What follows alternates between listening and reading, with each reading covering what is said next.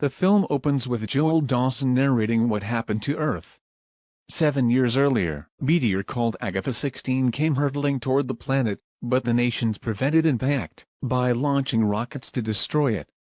Unfortunately, this led to chemical compounds raining down on Earth's creatures, mutating things like insects, crabs, or slugs into gigantic monsters. Within a year, 95% of the human population is gone.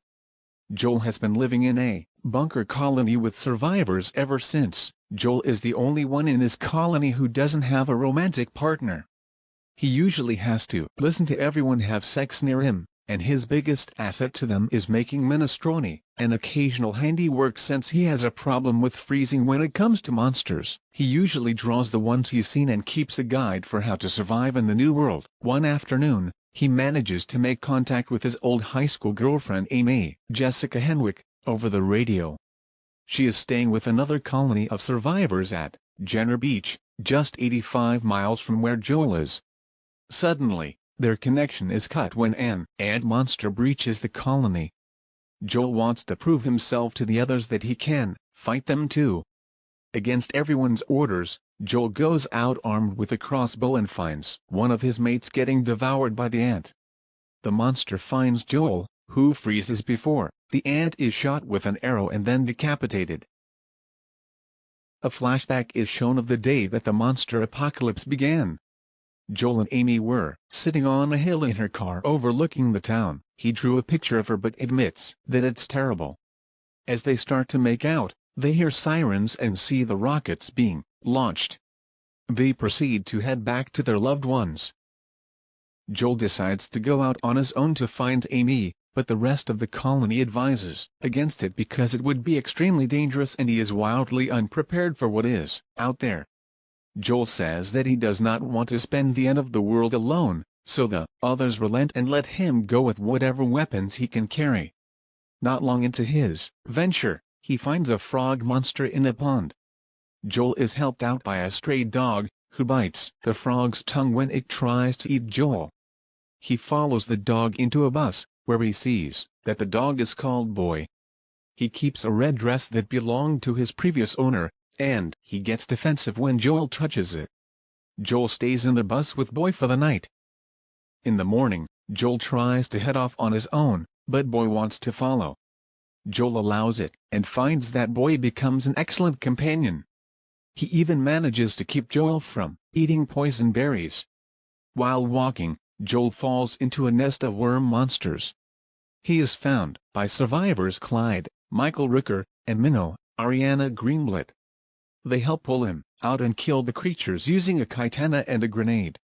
The two berate Joel for being out in the field with the little expertise that he has, but they offer to let him and Boy join them on their venture to the mountains where the temperature is too cold for monsters. Clyde and Minnow teach Joel a few things about dealing with monsters, such as how to identify some of them. The worms were sand gobblers, and they even help him improve his aim with his crossbow.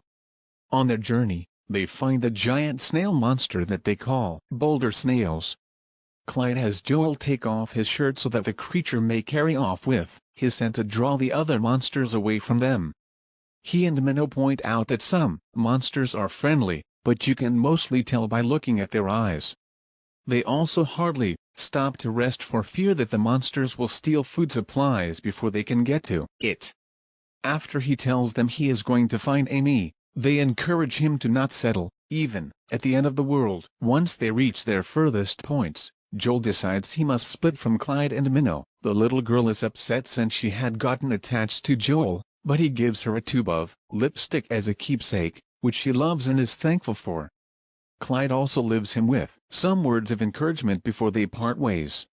As Joel continues with Boy, they find a large centipede monster that almost eats Boy.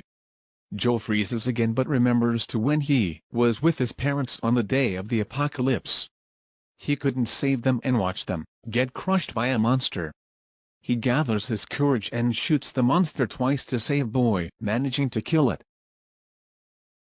Joel and Boy seek shelter in an abandoned vehicle and find a robot called Mav-1S, which was originally some kind of companion before all of them shut down, including one back at Joel's colony. this MAV-1S turns on and has a limited amount of battery power left. She manages to use her radio to help Joel get in touch with Amy, and he finds that he is less than 10 miles away from her location.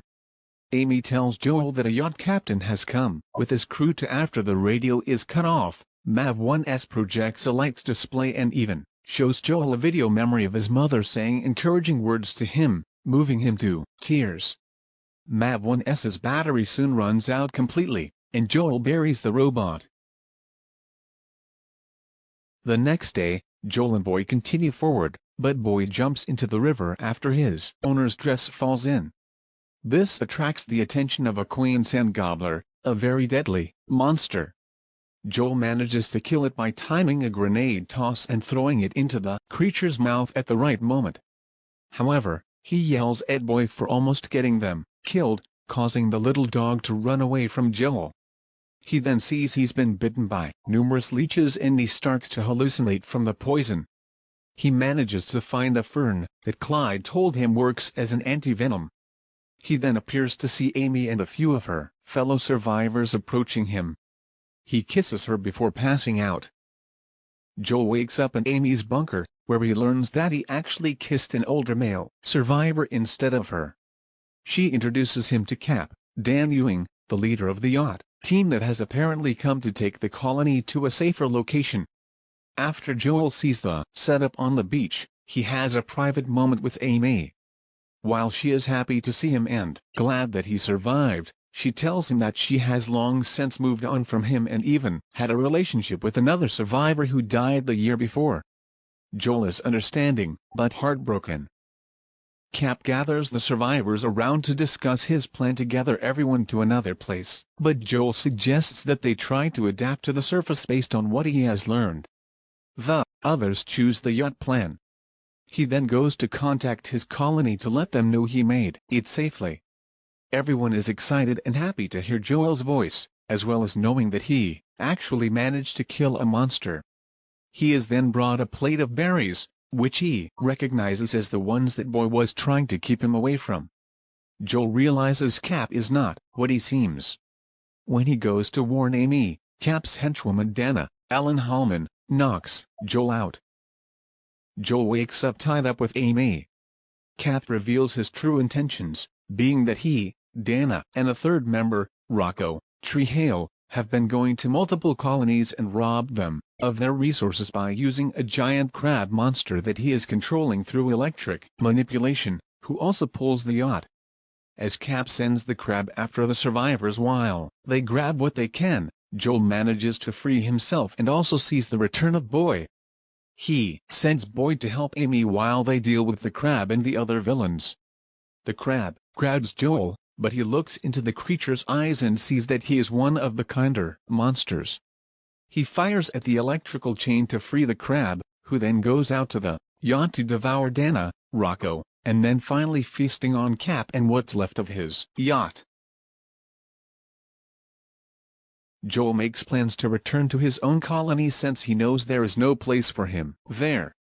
Before parting ways with Amy, they share one last passionate kiss. It appears to reignite the spark for Amy, and she tells Joel she will go find him. He leaves her with his monster survival guide and takes Boy with him to make the trip back to the colony, where he is welcomed with open arms. Joel leads his colony to the surface now that he has a better understanding of the creatures around him. He broadcasts a message through the radio to other survivors to encourage them to go to the surface and fight back if necessary.